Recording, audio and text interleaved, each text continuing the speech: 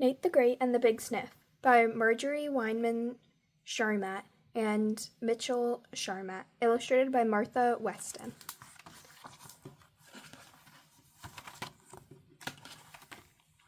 Chapter 1. The Long Wait. My name is Nate the Great. I am a detective. My dog Sludge is a detective too. Today I had my biggest case ever, but Sludge couldn't help me because looking for Sludge was the case. Sludge was missing, lost, gone. I had to find him. This morning, Sludge and I went out to shop. We went to my favorite store, Weinman Brothers. Sludge isn't allowed in stores. I go in and Sludge waits outside. Sludge is great at waiting. He likes to watch people go by. He always finds a few he likes to sniff. I am going to buy one thing, I said to Sludge. I will be right back. Sludge wagged his tail and sat down. I walked into the store. I was looking for a present for Sludge. I went straight to the pet department. I found a nice dog bowl and a long line of people. They were all waiting to buy things. I went to the end of the line. Then I, Nate the Great, counted. I was waiter number 21. I could grow old waiting in this line. The seasons could change. The world could change. Pancakes could disappear. And Sludge would still be waiting. I put down the bowl. I walked away. I went outside. Sludge was gone. Chapter 2. Slippy, Sloppy Dog. I looked for Sludge. I saw big puddles. The air smelled of rain. Sludge, I called. Woof! I heard a dog's bark. I turned around. Annie and her dog Fang were sitting there. Fang is big and scary. Today his teeth were wet and gleaming. Are you looking for Sludge? Annie asked. I saw him sitting out here. It started to rain. Sludge got wet and drippy and sloppy. He moved closer to the store. So where is he? I asked. Annie pointed. He sat down on the thing that opens the store door, she said. The door opened. Sludge looked surprised. He walked into the store. He walked in? I asked. Then what? Sludge took himself off. He sat down and waited. Sludge shook himself off. He sat down and waited. For you, I guess. A saleslady came over with a towel. She started to wipe him off. Then another saleslady yelled at him. You're not a shopper. You have no money. Leave. She grabbed Sludge, but he slipped away. You slippy, sloppy dog, she yelled after him. Then what happened? I asked. Sludge ran into the hat department. I couldn't see him anymore, so Fang and I went after him. But the mean lady stopped us. She looked at Fang and said, Too many teeth, bad breath, and no money. Out! Then what? Fang growled at her. She screamed and stepped back. I took Fang outside. A minute later you came along. You missed Sludge. I must go to the hat department, I said. Fang and I will wait here, Annie said, in case Sludge comes back outside. He'd have to pass that lady, I said. Sometimes Sludge is brave, but not that brave. Well, Fang is. He can go back in and get Sludge, past that lady. He and I will guard the door. If we get Sludge, we will find you. Chapter 3. Hats and Underwear. I, Nate the Great, rushed back into the store. Annie called after me. Don't forget, Sludge looks slippy, sloppy. It could be a clue. I went to the hat department. There were hats of every size and shape, but I did not see Sludge. I looked for wet paw prints. Perhaps there was a trail. Nothing. I went up to a salesman. There was a wet dog, I began. The man pointed to the left. That way, he said. I rushed to the underwear department. No Sludge. Could he be hiding from that mean lady? But where could he hide? I saw a sign. Dressing rooms. I did not want to peek into those rooms. I did not want to look at underwear with anyone inside it. But I had to find Sludge. I went to the dressing rooms. Sludge, I called. Somebody peeked out from my dressing room. Somebody who looked strange. Very strange. It was Rosamond. She was wearing a nightshirt that had meow printed across the front. It was much too small for her. I'm shopping, she said. This is for my cat, Big Hex. I buy all my cat's clothes here. Have you seen Sludge? I asked. Yes, she said. I saw him run in and out of this department. I don't blame him. There's not a thing here for dogs. Thank you for that information, I said. I left. Where could Sludge have gone? Chapter 4. Lost, my best friend. I needed clues. I needed pancakes. I always eat pancakes when I can't solve a case. They helped me think. I know there was a cafeteria at the back of the store. They served great pancakes, but I did not want to go there. I was not hungry. I was sad. I was thinking about Sludge, how I had first met him in a field, how he had become my dog and my best friend, and now he was lost. I went to a payphone. I called home. The answering machine came on. I left a message for my mother.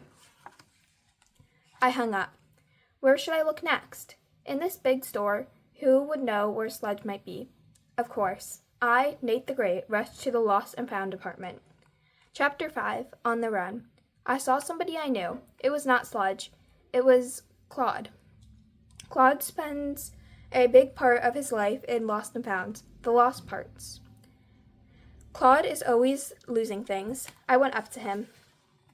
I have lost Sludge, I said. I saw him, Claude said. Where? At your house on Sunday, Claude said. He wasn't lost then, I said. Oh, right, Claude said. Claude pointed to a man sitting at a desk. He knows what's lost and what's found. Talk to him. I rushed over to the man. I said, I, Nate the Great, have lost my dog, Sludge, in this store. Oh, the dog, the man said. We know about him. He's been spotted all over the place. Nobody who sees him will ever forget him. I'll tell you that. But we can't catch him. He just runs and runs. I haven't had a report for 5 minutes. He could be anywhere. Runs and runs, I said. What? The man asked. A clue, I said. I walked away. Chapter 6, The Tip of a Tail. Sludge could be tired by now, I thought. Nobody has seen him run for 5 minutes. I rushed to the bed department. It was full of beds, a great place to rest. I looked on the beds and under them. I looked for dog hairs and paw prints, and a dog. Suddenly I saw what looked like the tip of a tail. It was under a bed. Was I dreaming? Was I hoping too hard? I got closer. It was a dog's tail, and it was attached to Fang. Fang crawled out from under the bed. Annie came running. There you are, Fang, she yelled. What's Fang doing in the store? I asked. I thought I saw Sludge, Annie said, so I ran inside. Fang followed me. You saw Sludge? I asked. No, it was a mistake. It was a wet mop. But don't worry, I left the door guarded. Rosamond came out. She's standing there with a big whistle. A whistle? Yes, she said every guard should have one. I sat down on a bed. So Fang is the dog who's been running around the store, I said, and scaring the customers, Annie said. I, Nate the Great, was sunk. I should have guessed that the running dog was Fang. The man said that nobody who saw him would ever forget him. I should have known that was a clue, the kind of clue I did not want to hear. Chapter 7, Think Like a Dog. Annie and Fang left. I, Nate the Great, lay down on the bed. I was tired. I had used my feet too much, and my head too little. I had to think, where would a dog go in this store? Suddenly, I had the answer. Kibbles, leashes, bowls, doghouses, bones, where the good stuff was. I rushed back to the pets department. I counted 11 people still in line. But Sludge wasn't one of them. I went to the dog food. No Sludge. I went to the dog toys. No Sludge. I went to the dog houses.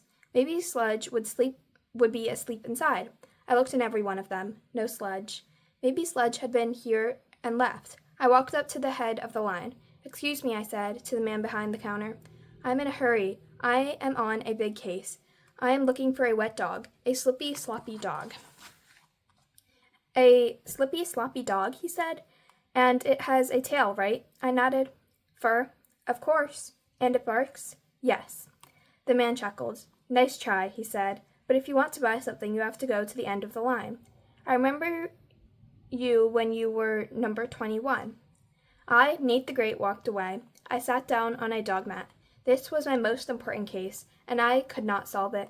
Sludge always helped me with my cases, but now he was the case. He could not help me, or could he? Sludge was a great detective. Was he trying to find me? Was he sniffing all over the store? No, he was afraid of the mean lady. He was afraid the mean lady would get him. He had to hide, but he had to find me too. How could he do both things? Suddenly I, Nate the Great, had the answer. Suddenly I knew where Sludge had to be. Chapter 8, A Flower Trail. I rushed to the back of the store, to the cafeteria, where the pancakes are. People were sitting and eating. There was a room behind the cafeteria. There was a trail of flour going in and out of the room. It was a trail of white paw prints. The door of the room was partway open. I looked around. No one was watching me. I crept into the room. It was a storeroom. There were boxes and cans and jars and sacks. Sitting on a torn sack of flour was Sludge. He was sniffing. He rushed towards me. He gave me a big sniff. Then he wagged his tail and licked me all over. Sludge, you are a great detective, I said. You knew I had a case to solve. You knew I always eat pancakes to help solve a case. So you sniffed out this pancake place, and you sat and waited. You knew you could sniff me from your hiding place when I showed up, and that's what you did. Sludge looked proud. This had been his biggest case, too. I looked at the trail of flour paw prints. Did Sludge leave it on purpose, or did it just happen to happen? I would never know. But I didn't care. I only cared that I had found Sludge, or he had found me. Whatever. I said, we both deserve a treat. Wait here. I went back to the cafeteria. 5 pancakes to go, I said, and a bone. I, Nate the Great, and Sludge sat on the torn sack of flour and ate the best meal we had ever had. The end.